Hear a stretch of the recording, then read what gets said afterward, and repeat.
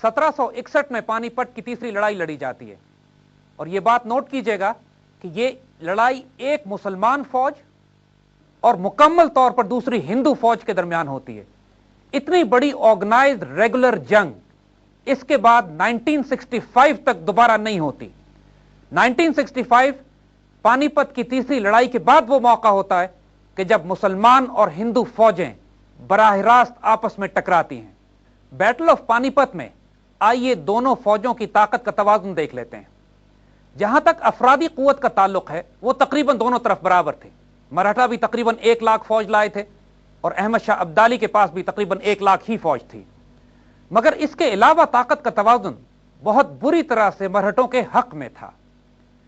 मराठों के पास French design की राइफल्ड तोपें थीं जो उससे पहले कभी हिंदुस्तान में इस्तेमाल नहीं की गई।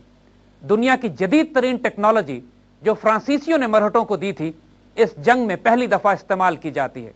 ये 200 से जायद ये तोपें सबसे ज्यादा खतरा थी अफगान फौज के लिए। अहमद शाह अब्दाली के पास 60 तोपें थीं जो स्मूथ बोर थीं, लेकिन वो छोटी थीं और उनकी रेंज भी कम थी। अगर आज आप उनमें से एक तोप को देखना चाहते हैं तो लाहौर म्यूजियम के सामने जो जमजमा तोप माल रोड पर खड़ी हुई है, ये उन तोपों में से एक तोप है कि जो अहमद शाह अब्दाली ने पानीपत की तीसरी लड़ाई में मराठों के खिलाफ इस्तेमाल की थी।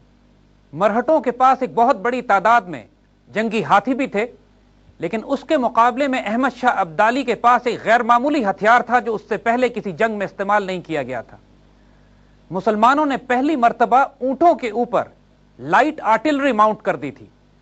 2000 से जायद ऐसे ऊंट अहमद शाह अब्दाली की फौज में थे जिनके ऊपर लाइट कैनन्स माउंटेड थी, जिसकी वजह से यह मोबाइल आर्टिलरी आसपास फैलकर मुख्तलिफ इलाकों से दुश्मन पर फायर करने की सलाहियत रखती थी।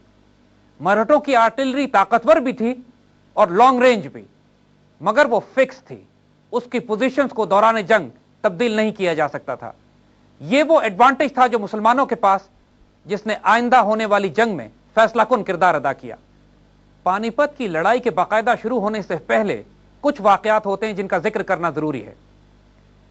जब मराठा फौज दरिया जमुना के किनारे पहुंचती है तो वहां पर मुसलमानों का एक छोटा सा गैरिजन होता है।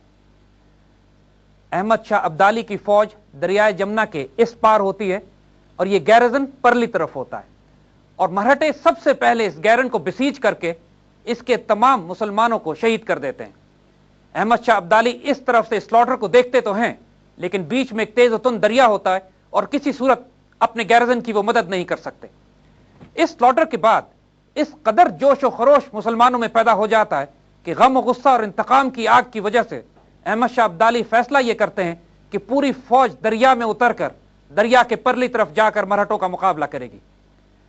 वो अपना एक तीर निकालते हैं, उस पर कुरान पाक की कुछ आयतें पढ़कर दम करते हैं और उस तीर को दरिया में फायर कर देते हैं, और उसके बाद पूरी मुसलमान फौज दरिया में उतर जाती है। मराठे ये बिल्कुल तवक्को नहीं कर रहे थे कि मुसलमान इस हालत में दरिया पार करके उनके उस कैंप के करीब आ जाएंगे कि जो उन्होंने मुसलमानों के गैरिजन को खत्म करने के बाद अपनी पूरी फौज के साथ लगाया था। दरिया पार करते ही मुसलमान फौज का तसादुम मराठों के हरावल दस्ते से होता है और उसको बुरी तरह कुचल कर पीछे धकेल दिया जाता है। इसके साथ ही मीरठ के करीब एक और डिटैचमेंट जो तकरीबन 10,000 मराठों पर मुश्तमिल होती है, वो मुसलमान फौज के नरके में आती है और उसको पूरी तरह काट दिया जाता है।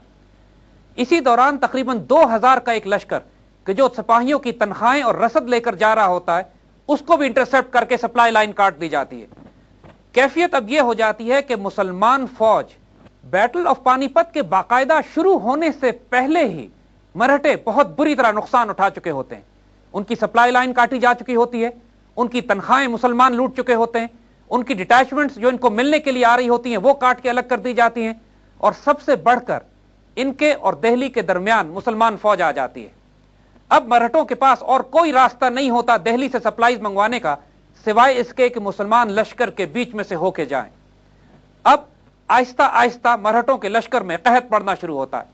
ये जंग, ये स्टेलमेट तकरीबन 1.5 पौने 2 महीने जारी रहती है, और फ्रस्ट्रेशन का यह आलम होता है कि मराठों के लश्कर में इख्तलाफात फैल जाते हैं।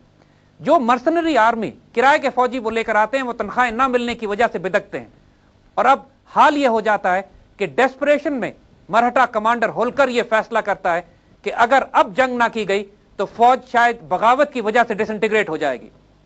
1761 14 जनवरी मरहटे अपना आखिरी खाना लश्कर में खाते हैं और उसके बाद सफारा होकर मुसलमानों के सामने दोनों फौजें जमा हो जाती हैं। महाज 12 मील लंबा होता है और दोनों फौजें आमने सामने मुकाबले के लिए तैयार। आइए अब बैटलफील्ड की फॉर्मेशंस भी देख लें।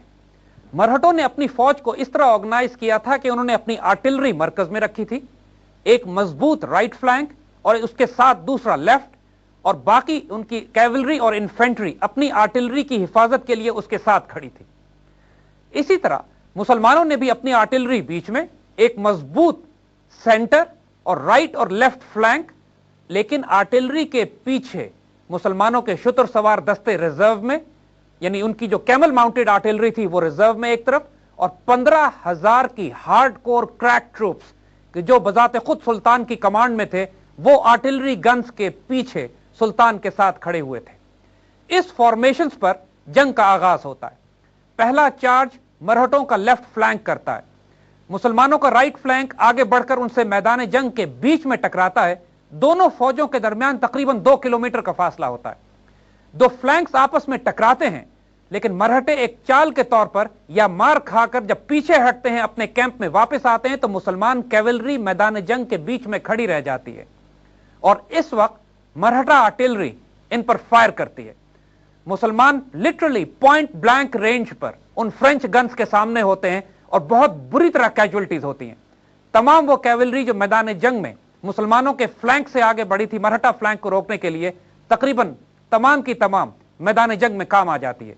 यह इतना शदीद नुकसान होता है जंग के शुरू में ही कि अब खतरा यह होता है कि शायद आइंदा आने वाली जंग में मुसलमान मरहटों का मुकाबला नहीं कर सकेंगे।